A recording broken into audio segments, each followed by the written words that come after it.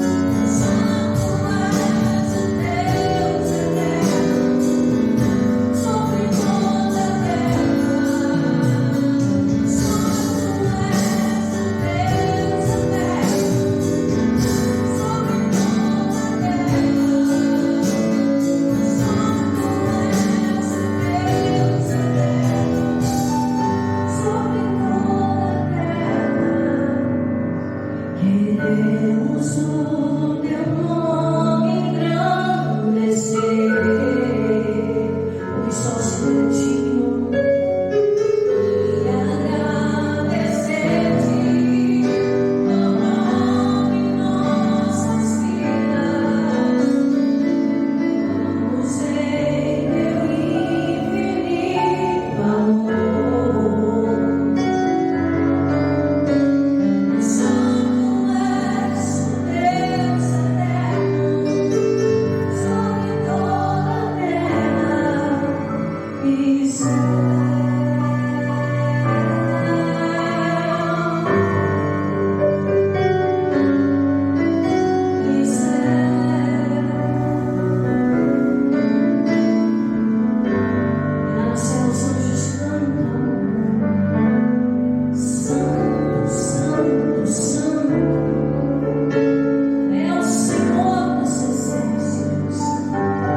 Davi, quando ia para a batalha, em nome do Senhor dos Exércitos,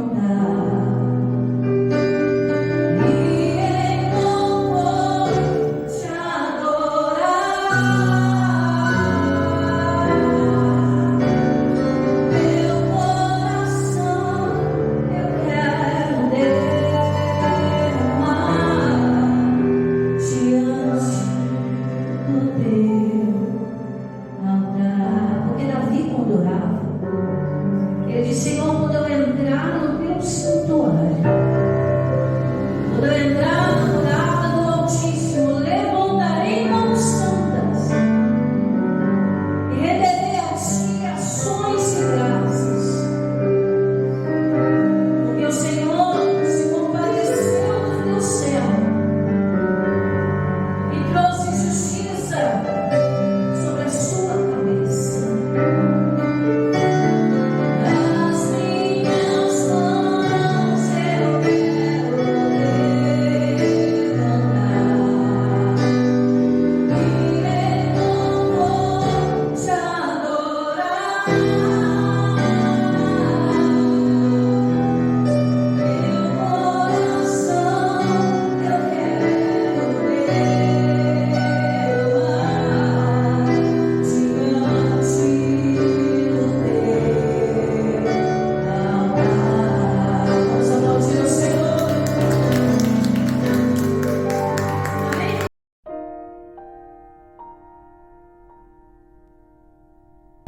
Com bastante alegria, com meus irmãos na casa do Senhor, bem-aventurados aqueles que entendem que necessitam do Senhor. Às vezes as pessoas, irmãos, elas têm uma autossuficiência tão grande, né? Acham que já conhecem demais, acham que já sabem demais, já viveram demais, e elas entram numa cegueira espiritual tão grande, e às vezes elas olham e falam: eu já sei tudo. Já conheço tudo, né? Não preciso de mais nada, eu me sustento, eu me garanto. Mas na verdade é que todos nós somos totalmente dependentes do Senhor. Se Ele tirar o fôlego de vida, quem é que pode nos dar o fôlego? A gente gente passou por uma pandemia tão feia lá no ano de 2019, né? E muitas pessoas pagavam para ter privilégios hospitalares na questão do oxigênio. Mas chegou um ponto que o dinheiro já não era bastante. Dependia de Deus. Elas até conseguiram leitos, né? Depois saiu a matéria. Elas até conseguiram leitos, galões e galões de oxigênio, cilindros, perdão, de oxigênio, mas dependia de Deus. E aí é que dá o fôlego da vida. Então nós somos totalmente dependentes dele. E aqui eu vou contar para vocês a história de um rei lá em 2 Crônicas, capítulo 12, vamos lá. Segundo livro das Crônicas, capítulo 12, nós vamos ver um rei que pensou desse jeito. Ah não, agora já estou no paraíso, já conquistei tudo que eu tinha para conquistar. Mas aqui vai ficar um conselho para nunca sermos assim. E quando o ser humano ele se coloca debaixo da potente e poderosa mão de Deus, se humilha, não vai ficar rastejando. Deus não quer ninguém que faça isso, não precisa, né? Deus ele quer que você, no se humilhar, a igreja reconhecer. Deus não quer ninguém mendigando bênçãos, amém? Deus não quer ninguém mendigo na presença dele. Ah, Senhor, coitadinho de mim, que sou pobre, que sou isso. Não, Deus quer ter filhos usados, né? Que eu acabei, não sou filho de Deus, né? Eu sou o melhor de Deus nessa terra. Deus, ele está olhando para mim, me ama de tal maneira que pegou o tesouro mais precioso dele por mim, então eu não vou perder essa luta. Mas ele quer que você se humilhe. O que é se humilhar, pastor? Segundo Crônicas, capítulo 12, vamos lá. Se humilhar é reconhecer, Senhor, o meu talento, a minha capacidade, a minha força, a minha saúde, o meu conhecimento vem do Senhor. Enquanto o Senhor for o provedor da minha vida, eu nunca terei falta de nada. O Salmo 23 é isso. Davi estava dizendo isso. Eu, meu pastor, nada me faltará. Ele estava dizendo, enquanto eu for sua ovelha, se o Senhor estiver cuidando de mim, né, não vou ter falta de nada nessa vida. Ao contrário, amém? Segundo o livro das Crônicas, capítulo 12. Deus castiga Roboão por causa da idolatria. E antes da gente entrar aqui, deixa eu só explicar isso aqui para você. Idolatria não é só prestar culto a imagens, tá? Idolatria é tudo aquilo que ocupa um lugar a mais do que Deus na nossa vida. Tem gente que é idólatra de cantores, né? Fui pregar fora algumas semanas atrás, estava falando sobre o cantor Michael Jackson, né? Eu até brinquei com a igreja. Para mim ele está vivo, né? Para mim aquilo tudo foi uma ensinação, mas não é o caso aqui. Cada um tem um jeito de pensar diferente. Mas brincadeiras à parte, Michael Jackson ele vendeu muito mais, né, das músicas dele depois da morte, né? Levantou uma legião de fãs muito maiores depois da morte do que em vida, né? Se for olhar o documentário da vida dele, ele, após morte, até a questão financeira dele triplicou o valor do que quando ele era vivo. Mas por quê? Porque ele levantou uma legião de fãs, né? Muitos fãs. Isso causou um impacto na sociedade e muitos que já gostavam viraram idólatras, né? Quantos Michael Jackson foram registrados no Brasil no ano da morte, né? Quantas situações que aconteceram, e assim o povo faz, às vezes fica, né? Nós tivemos um show aqui, né, de uma banda famosa, não vou ficar fazendo também propaganda para ninguém, né, Cris? Né, nossos vídeos vai para o YouTube, né? Mas nós tivemos aqui no estado de Espírito Santo uma banda famosa, teve gente que ficou 3 dias na fila para conseguir um lugarzinho, né? E estava um tempo chuvoso, igreja. Então, chuvoso mesmo, estava frio, estava chuvoso mês passado, e os fãs à loucura cantando, não sabia nem falar inglês, ele estava lá cantando, se escapelando. Não para ver apenas uma banda, mas já estava em idolatria. Então isso pode ser, né, para bandas, cantores, como para pessoas também. Existem pessoas que idolatram tanto que ela deixa de fazer algo para Deus por causa de alguém, de um filho. Abraão estava indo nesse caminho, não é matéria para hoje, mas antes de entrar aqui para você entender o que eu estou falando. Abraão estava indo nesse caminho. Desejou tanto filho, Deus deu. E Deus ele cumpre promessas, amém, igreja? Deus tirou. Mas aí o Isaac já estava tomando o lugar de Deus. Aí Deus dá, né? Puxa o freio. O Abraão, vai lá e leva o menino lá que eu vou querer ir para mim de volta. Você acha que Deus ia fazer isso? Claro que não. Deus jamais vai dar uma bênção para alguém para ir lá e depois tomar. Mas era para fazer o Abraão entrar em consciência de que quem tinha dado a bênção para ele era Deus. Então, para ele continuar na presença de Deus e ser perfeito. Aí não precisou Isaac morrer. Isaac foi uma bênção depois de Abraão.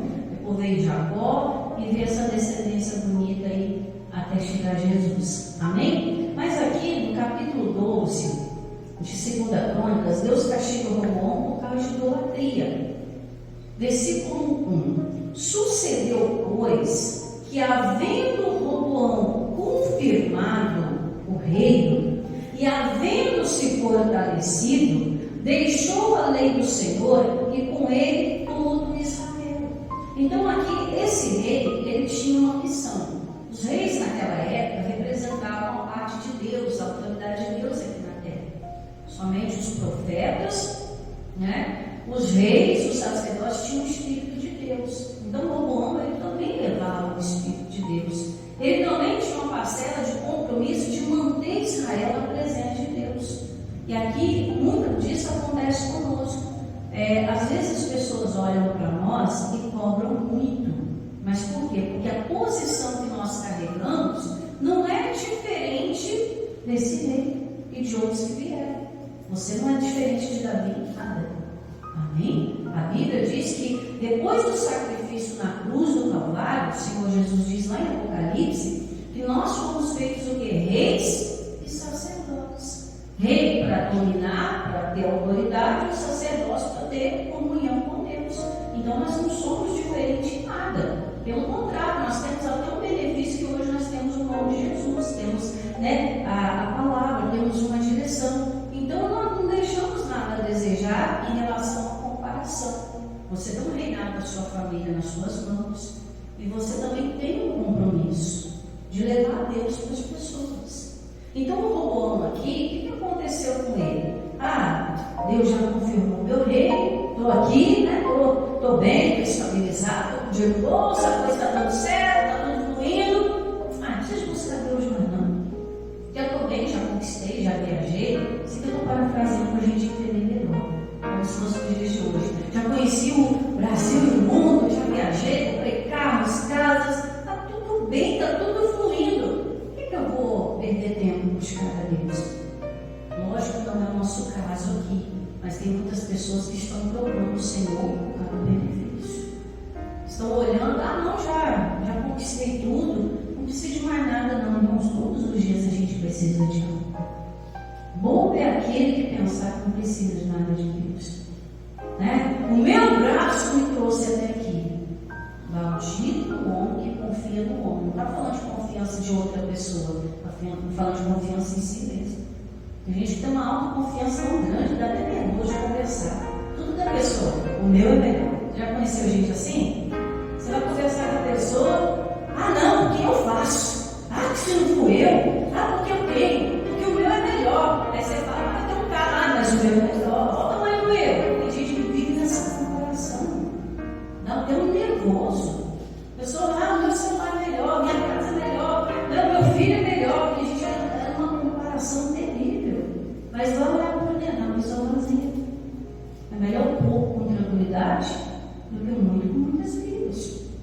E o Roboão estava assim. E ainda, além dele sair da presença de Deus, ele começou a arrastar o povo.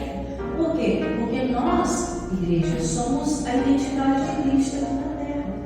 Se alguém olhar para a minha conduta e se desviar de Deus, eu sou culpado, sabia disso? Que eu não carrego qualquer nome, eu carrego comigo o nome de Jesus, porque perante a palavra, até o inferno reconhece isso. Se o cristão soubesse a autoridade que ele tem, ele não tinha medo mais nada. O cristão nunca mais ia sair da boca dele, eu tenho medo disso ou daquilo. Porque até o inferno reconhece a autoridade do crente, que ele é rei e sacerdote. Até o diabo reconhece isso. Mas por que o diabo pinta e borda como isso? Porque você não se reconhece, não tem essa identidade diante de Cristo. Aí às vezes com uma conduta,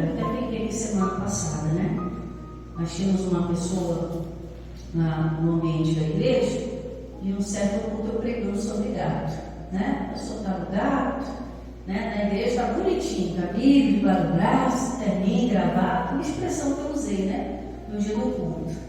E aí, irmãos, cuidado na hora que a igreja é pequena, tá? Cuidado na hora que vocês tiverem uma coisa em comum com a mensagem, na hora que você for tocar seu irmão de trás, pode ter, tá? Então, aguenta aí, né? Segura aí. E aí, a esposa dele olhou para ele, e eu fingi que não vi, continuei pregando, irmãos. Continuei pregando. Aí acabou o culto, ele não sabia onde enfiava a cara. Acabou o culto. Aí a esposa dele falou assim: pastor, ó, fulaninho tem gato na água e tem na energia também. Eu falei: misericórdia. Mas era fiel certinho, no dízimo, na oferta. Só não era fiel com os homens diante de Deus. Aí eu fui falar com uma pessoa, até mesmo para evitar, né, o mal. Eu falei: só, irmão, isso aí diante de Deus é errado. Porque a Bíblia diz que nós temos que dar a Deus o que é de Deus, essa parte o Senhor está fazendo. Mas também a Bíblia diz que nós devemos dar a César o que é de César. Se é da Cesã, você tem que pagar a Cesã. Eu brinquei assim com ele: César é a Cesã, né? Você tem que dar ao César, que é EDP. Lógico, mas pastora, olha só, eu queria me convencer a fazer o gato também. Olha só, pastora, mas esse governo que a gente tem, ele rouba da gente também. Isso é fato, também não posso falar que isso está errado. Mas a nossa conduta, independente dos outros, ela tem que ser o que? Limpa diante de Deus. Porque quando nós formos como um rei, como um sacerdote, reivindicar algo da parte do Senhor, não vai ter nada que nos desabone diante dele. Como é que eu posso chegar lá e falar: Senhor, abençoa minha prosperidade, se eu estou roubando aqui na terra? Como é que Deus vai abençoar? Não vai. Não tem como, irmãos. Deus não está no meio de coisa errada. E o roubão, além de andar errado, ele começou a arrastar o povo de Israel junto. Povo, faz o que quiser. Não precisa ficar esse negócio prestando culto a esse Deus, não. Cada um começou a seguir o seu caminho. Cada um começou a dar conta de si, né? Vamos ler de novo aí? E sucederá, pois, depois de quê que ele tomou essa atitude? Havendo confirmado o reino e havendo se fortalecido, ele achou que ele já estava bambando a história, né? Deixou a lei do Senhor e com ele todo Israel. Para que você marque aí. E vamos ao Salmo primeiro. Eu poderia ir em Josué também, mas vamos no Salmo de número 1. Eu quero te mostrar uma coisa aqui. Já que eu comecei falando de prosperidade da Cesã, vamos lá no Salmo de número 1. Deixa marcadinho que eu vou voltar, tá? Josué, ele recebeu um conselho lá em Josué capítulo 1. Não precisa abrir não, só estou citando. Você pode anotar para conferir depois. Quando Moisés morreu e o povo estava perdido, Deus falou para Josué: Josué, você tem que atravessar um Jordão bem grande. E para isso você tem que meditar na lei do Senhor de noite ou de dia, para que você com prudência vá no seu caminho. Porque no caminhar da gente, irmãos, tem muita gente que quer passar a terra em nós. Isso é verdade.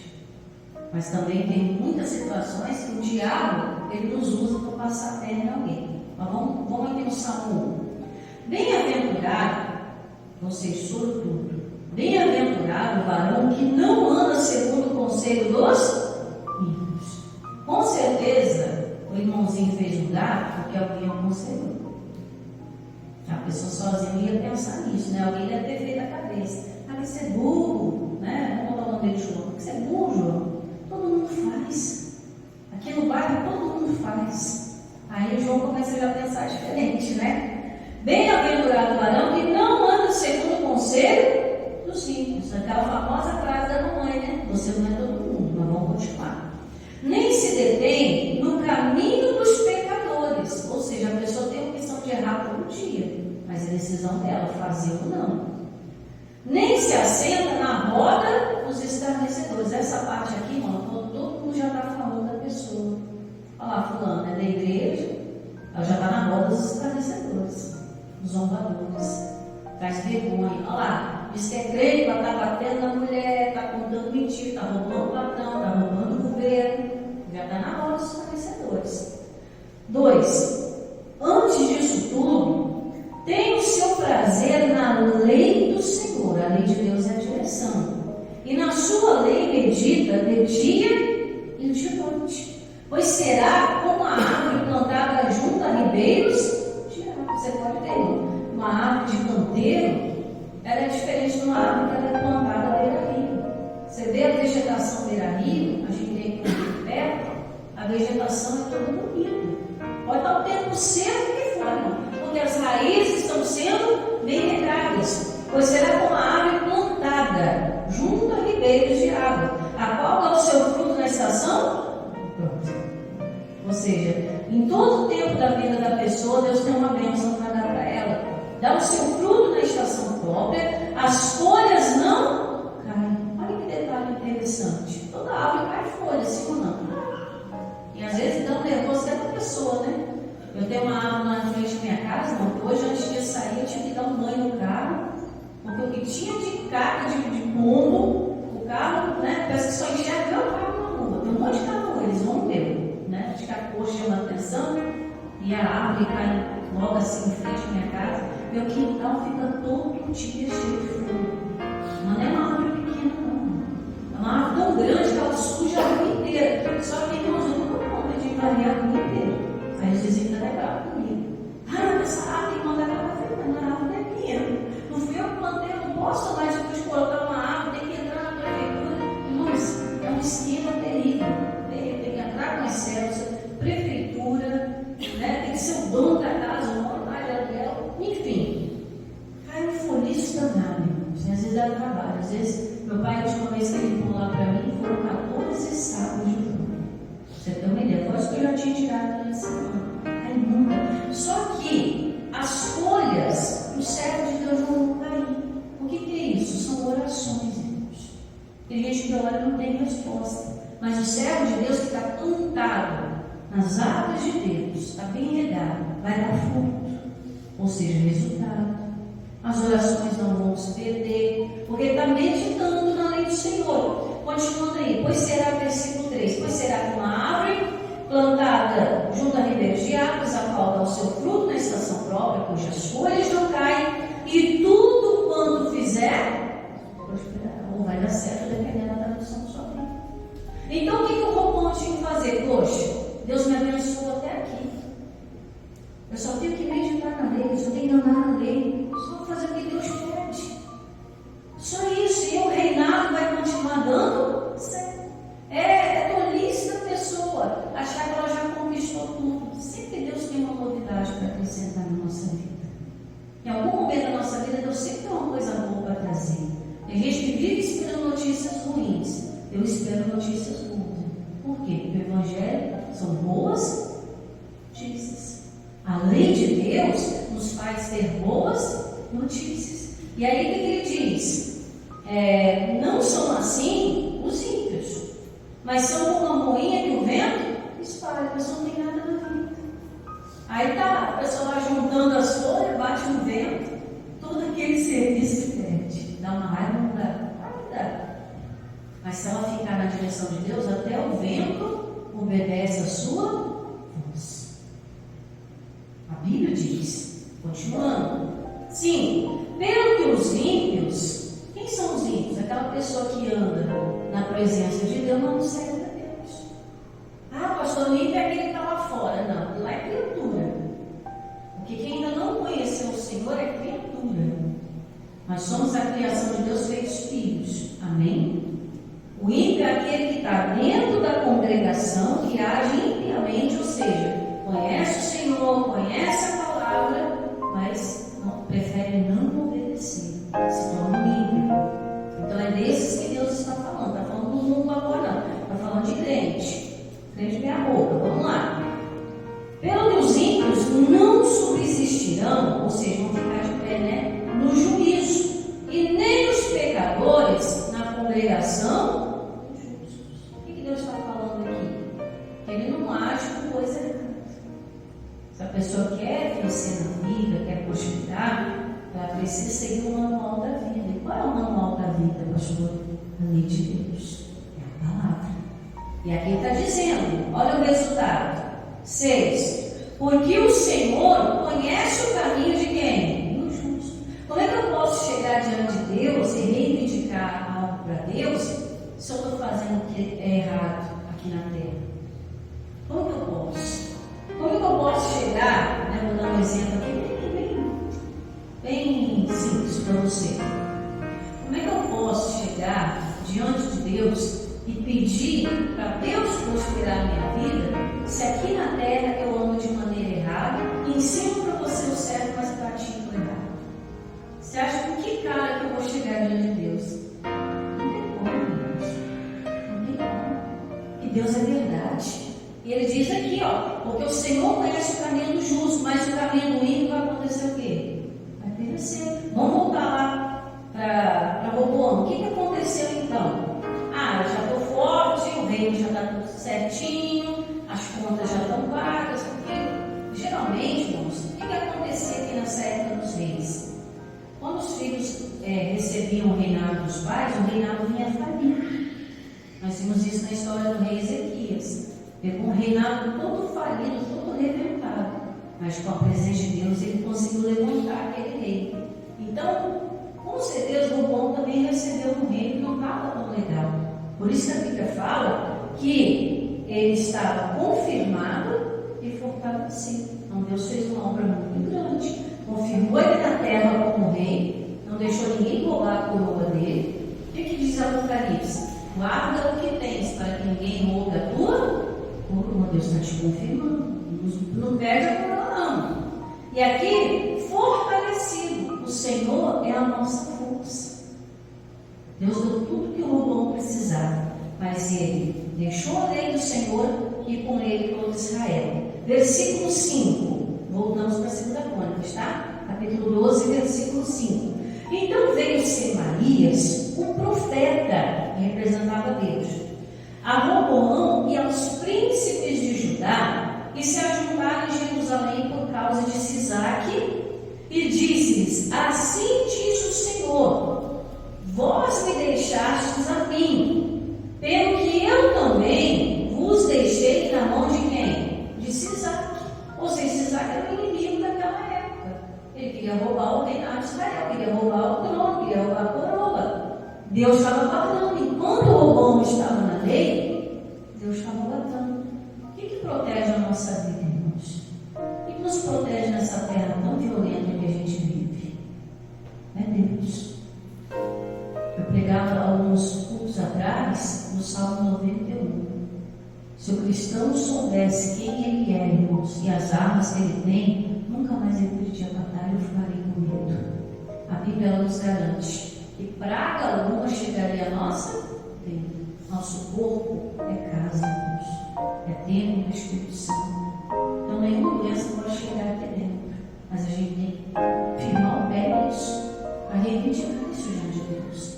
Senhor, é a tua palavra que diz que nenhuma praga, nenhuma doença vai entrar na minha vida, eu não aceito. Mas quando você começa a reivindicar o seu direito de rei e sacerdote, o mundo espiritual, muitos falam universo, mas é o mundo espiritual, eles têm que reconhecer e bater em retirada, porque você não é qualquer um, você é um servo de Deus, por isso tem que andar em justiça e retidão. E aí o que vai acontecer? O Salmo 91 diz também que ele nos protegeria da seta que voa de dia e de noite. O que é essa seta? Alguém fica praticando tiro ao alvo com arco e flecha? Bala perdida, igreja. Quantas notícias você ouviu que a pessoa morreu de bala perdida? Saiu para ir numa padaria, coisa simples, e não voltou para casa por causa de uma bala perdida. Bateu, acertou. Quantas vezes bala perdida tira os movimentos da perna de alguém, acerta uma criança? A gente vê se não tem nos vários vizinhos aí, né? Que quando fala terra vermelha, o povo morre de medo, né? Ânsia de terra vermelha? Só que terra vermelha não é região, né? Tem muitos bairros adjacentes. Então, por causa de um, todo mundo leva, né? Você passou lá em terra vermelha, aquele lugar é perigoso, não? Aí se o senhor não guardar a cidade, e vão vigia, sentindo. Irmãos, eu já vim para culto aqui, em dia de confronto, eu nem sabia, porque eu não moro aqui. Eu moro em outro bairro. Eu não sou ligada à televisão, eu não gosto de televisão. Principalmente esses jornaleiros aí, eu não gosto. Mas estava tendo um confronto. E eu lembro que o irmão chegou puro zóio na igreja.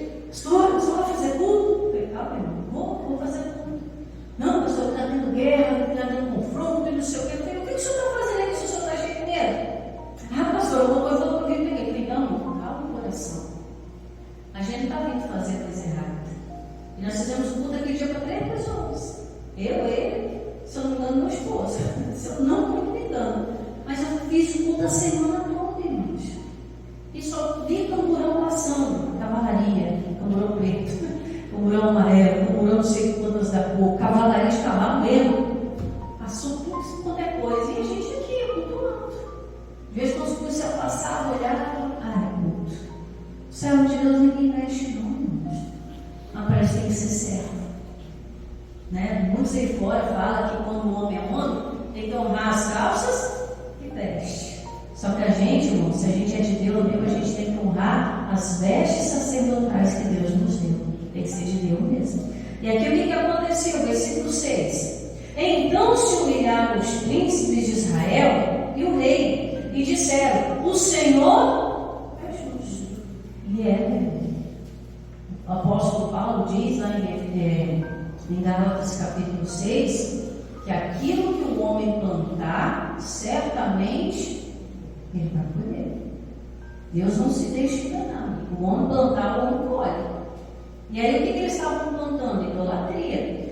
7. E vendo, pois, o Senhor que se humilhavam, veio a palavra do Senhor a Secanias dizendo: humilharam-se, não os destruirei. Antes, em breve, lhes darei um lugar de escaparem, para que o meu furor não se derrame sobre Jerusalém pelas mãos de Sisaque.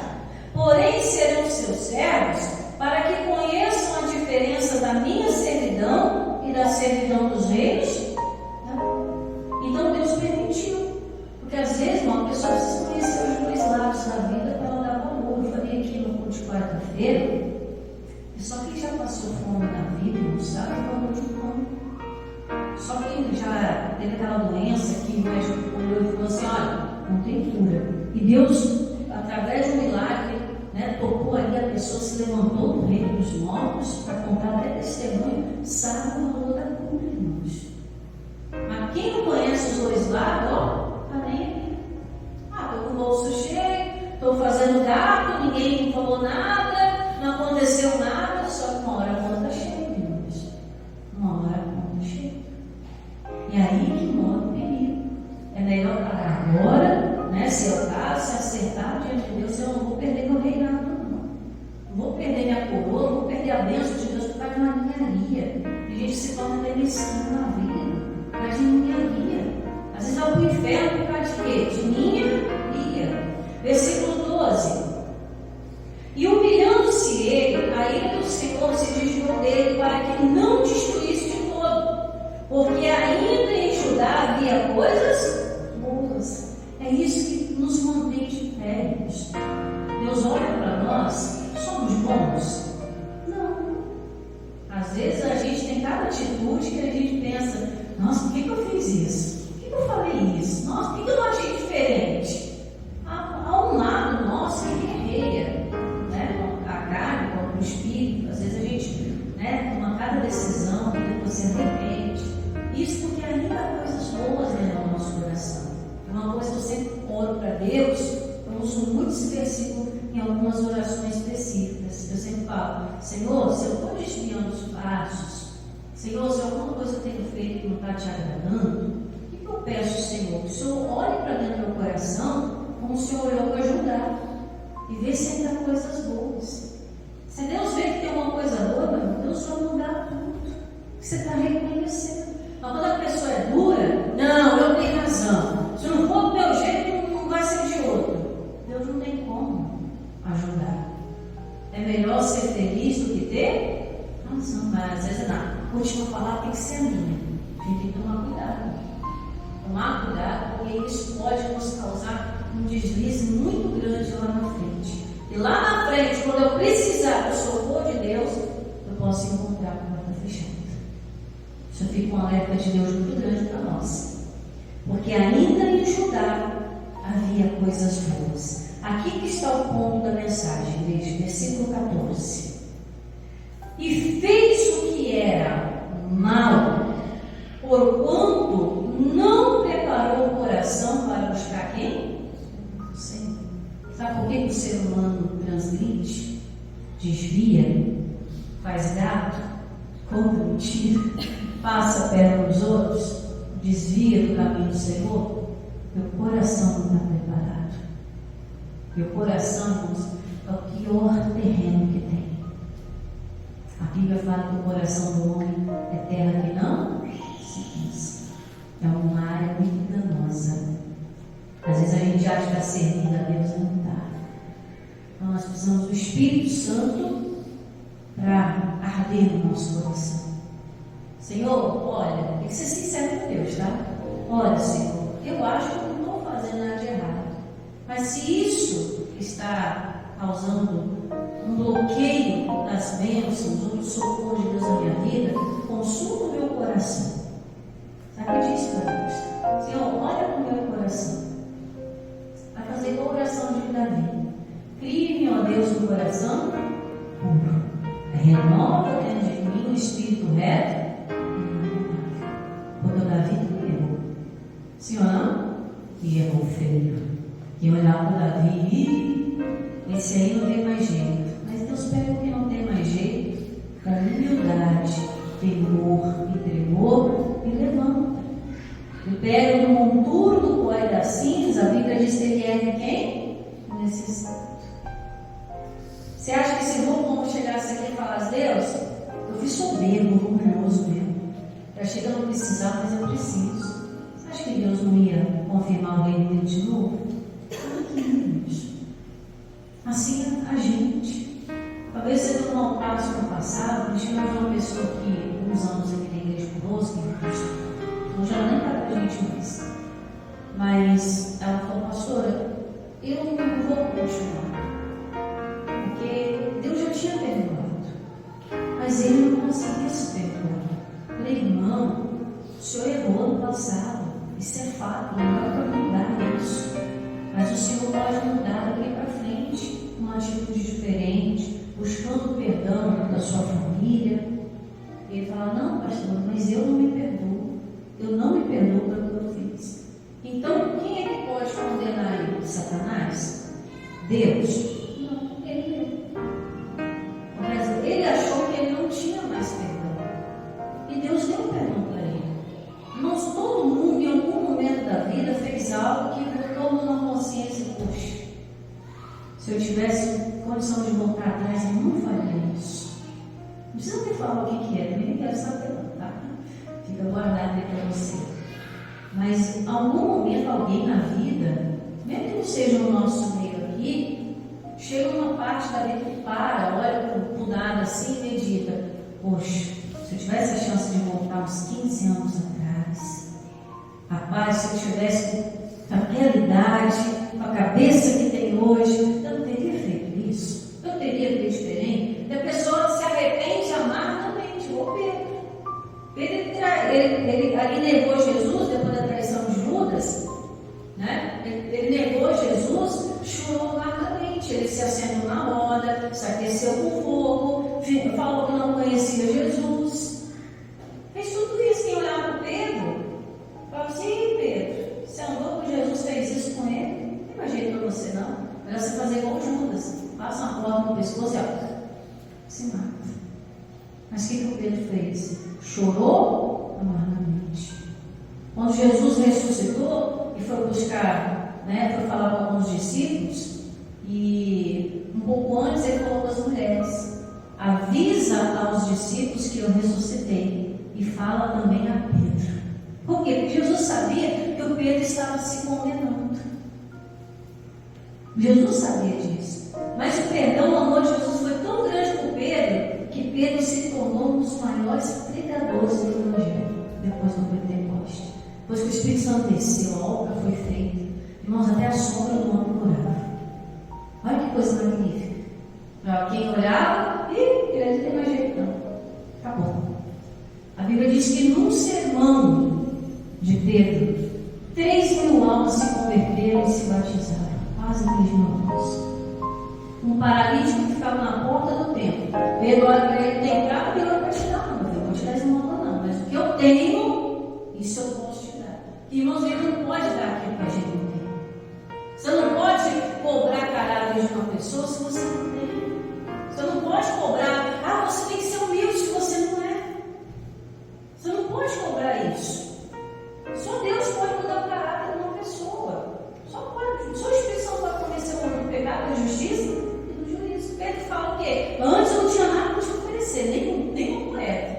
Mas agora, o que eu tenho isso eu te dou. Em nome de Jesus Nazareno, levanta. O que você tem para oferecer para a sua família hoje? Ah, pastor, eu vou deixar uma boa riqueza para minha família. Isso aí para o seu cupim, vou comer. Quando a pessoa falece, não leva nem a roupa do corpo, nem os ossos. Ela só leva a alma que vai para Deus. Mas o que você pode deixar? No nome de Jesus. A palavra, a lei do Senhor. Vamos encerrar aqui? E fez o que era mal, porquanto não preparou o coração para buscar ao Senhor. Não fica aqui para nós aumentar. Você quer ser uma pessoa, gente boa, uma pessoa que vai vencer na vida, uma pessoa que as pessoas vão olhar, isso aí eu tenho que tirar meu chapéu. É só preparar o coração.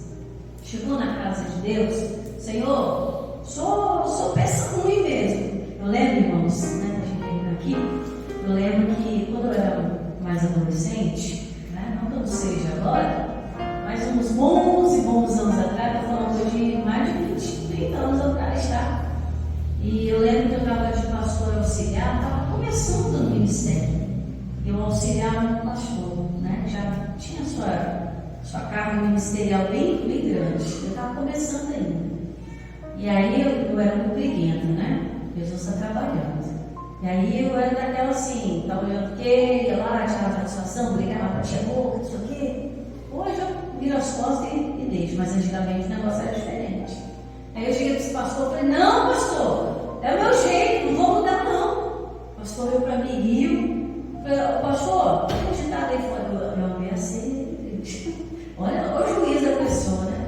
Falei, pastor, tem um ditado aí fora que diz que pau que nasce torto, morre torto, cresce torto, morre torto, e até a cinza é torto. Prazer aí. Não sou nada que o Senhor me falar vai mudar. Esse é o meu jeito, é a minha natureza. Isso é de família.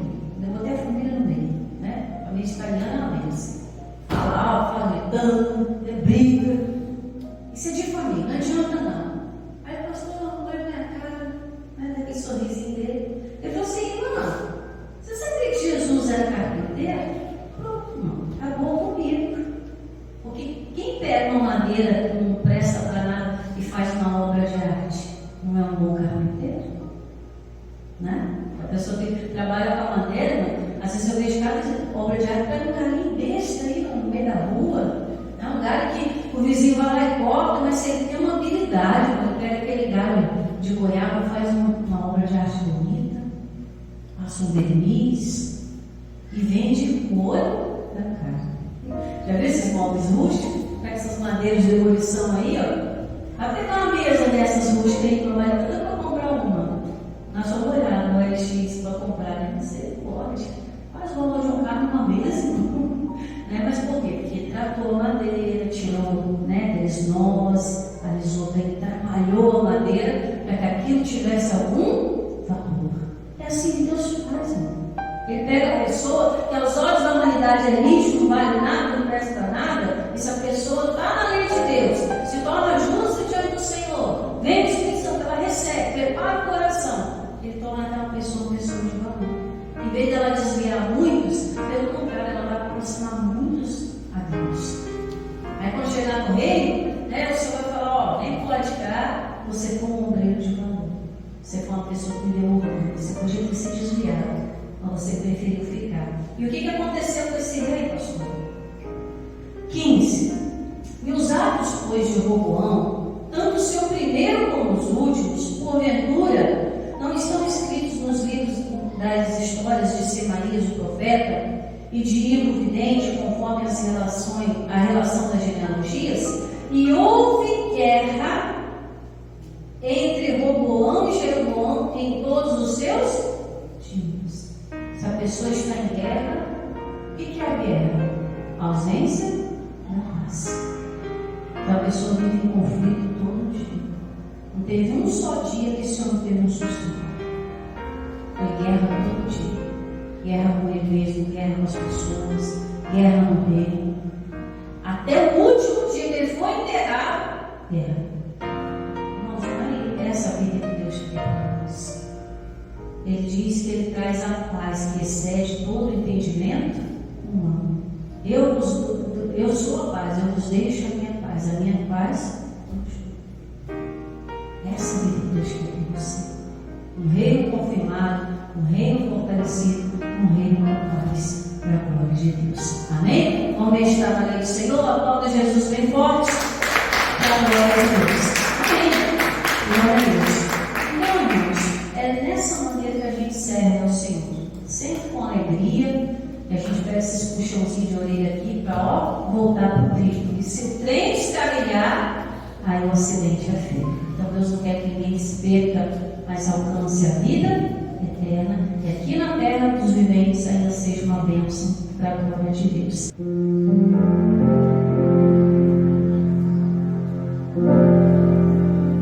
Olha para dentro de nós, Senhor, os teus olhares de amor. Olha para nós, Pai. E como uma oração, pedimos ao Senhor agora. O Senhor vem olhar, mas com aquele olhar que enxerga além da alma. Aquele olhar que mostra que a tua palavra é tão viva e tão eficaz como espada de dois gumes. E o Senhor nos mostra, meu Deus, onde temos errado. E o Senhor também nos mostra naquilo que temos acertado. Para que, Pai, possamos permanecer diante da tua presença, aprendendo, confiando, te glorificando e dando bons frutos e testemunhos para a glória de Deus. Se tu olhares, Senhor, para dentro de mim, nada encontrará de bom, mas um desejo eu tenho de ser consolado. Preciso tanto dele.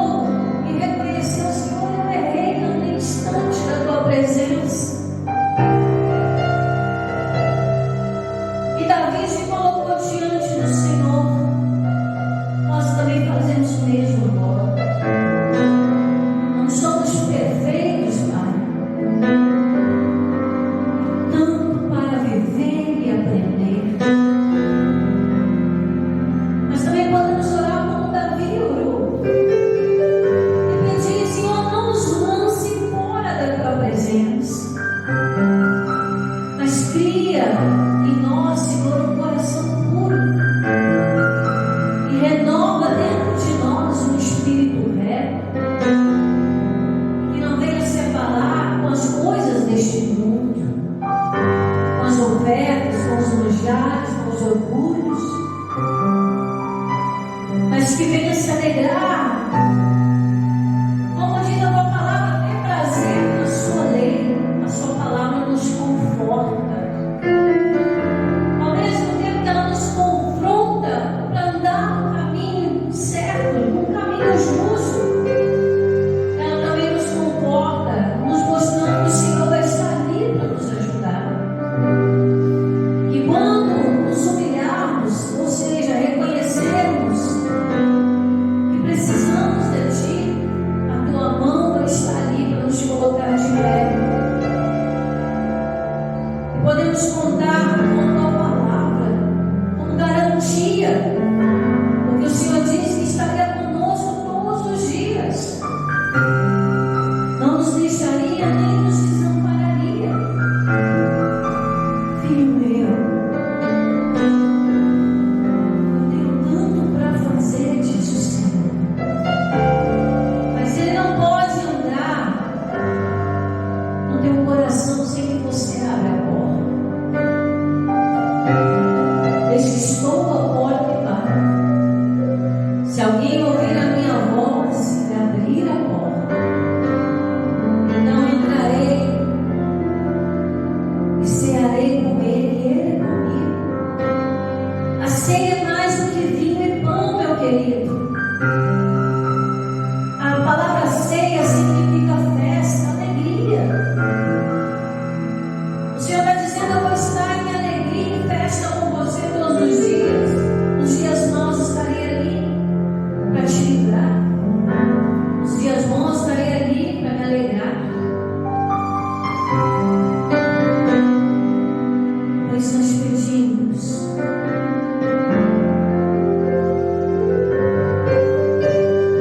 Dá-me um coração igual ao meu mestre.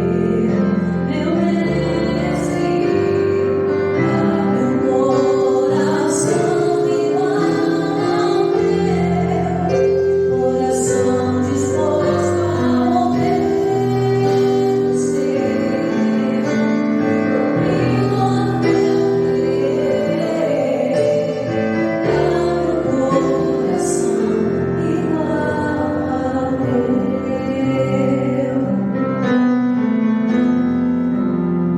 Isso também implica a também nos perdoar.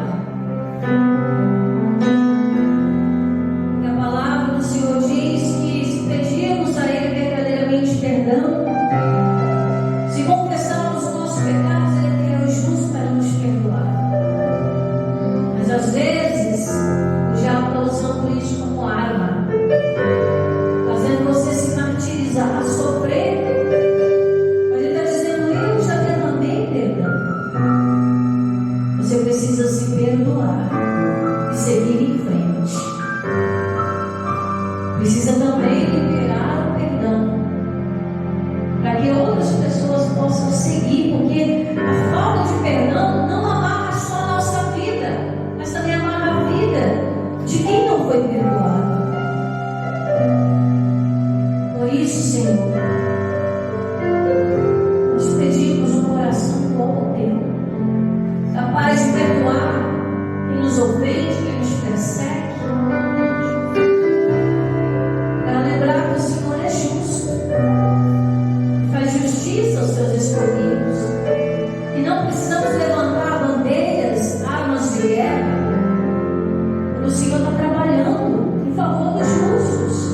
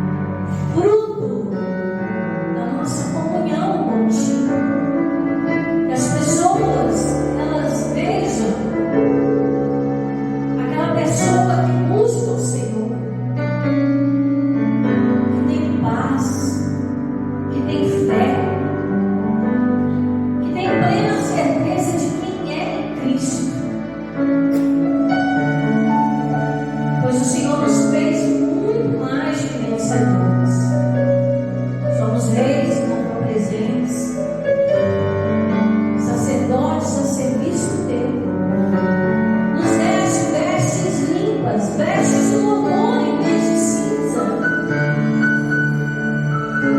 Queremos te representar com dignidade nessa terra, para que quando chegar aquele grande dia, possamos ouvir-nos nos lábios: vinde a mim, benditos de meu Pai. Que teu Espírito Santo seja essa consciência dentro do nosso coração, porque eu creio que ainda coisas boas virão. Não traga essa virtude sobre o teu povo. Se tiver algo para acertar, é de acertar. E se já estamos na tua presença andando em retidão, Senhor, não permita que os nossos passos se desviem da fé. E se aparte de nós um coração mau e infiel. Não permita, Senhor, que sejamos arrancados da tua presença, já que fomos plantados como árvores de justiça. Pois teu é o reino, a glória, o poder, para todos sempre. Amém. Vamos aplaudir bem forte. Graças a Deus, queridos. Olha, que bênção ter você aqui, poder compartilhar essa palavra, porque o dia a dia seja uma bênção lá também, tá bom? É quarta-feira, é o culto da família.